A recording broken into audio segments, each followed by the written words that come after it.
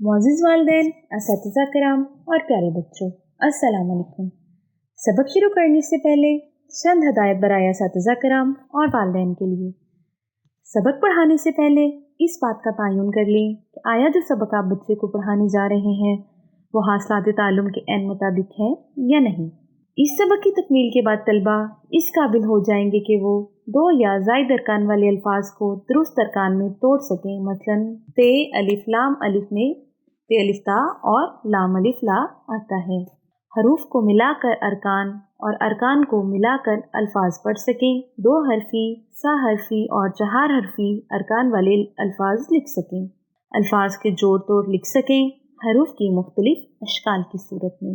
बराए असातिज़ा कराम, बच्चों से अल्फाज के अरकान मालूम किए जाएं और उनकी मदद से मुकम्मल अल्फाज बनाए जाएं। अल्फाज में हरूफ की बनावट का ख़ास ख्याल रखा जाए।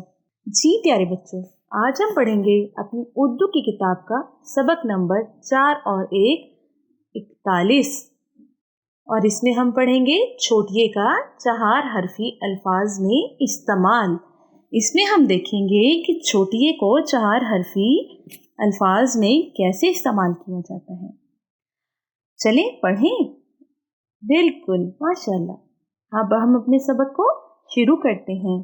मसलन छोटिये को चार हरफी अल्फाज में इस्तेमाल करना सीखते हैं। यहाँ हम आपके सामने कुछ अल्फाज लिखेंगे, फिर उसको जोड़ कर लिखेंगे और आपको बताएंगे कि छोटिये को चार हरफी अल्फाज में कैसे इस्तेमाल किया जाता है। लिखना शुरू करें। ठीक है, चलें लिखते हैं। बे अलिफ लाम छोटिये, बेलिफ बा लाम छोटिये ली, क्या बना?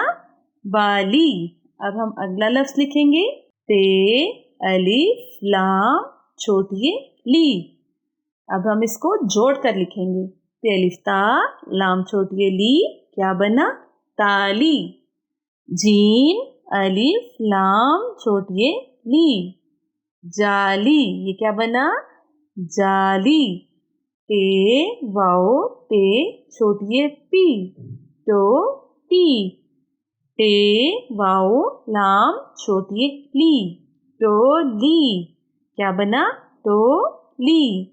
बे वाओ लाम छोटिये ली, क्या बना? बेवाबो लाम छोटिये ली, बोली। देखा कितना आसान है छोटिये को चार हरफी अल्फाज में इस्तेमाल करना।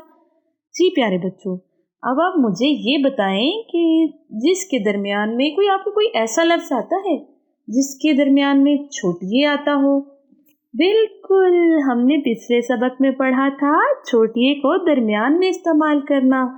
उसमें कौन सा लफ्ज़ था?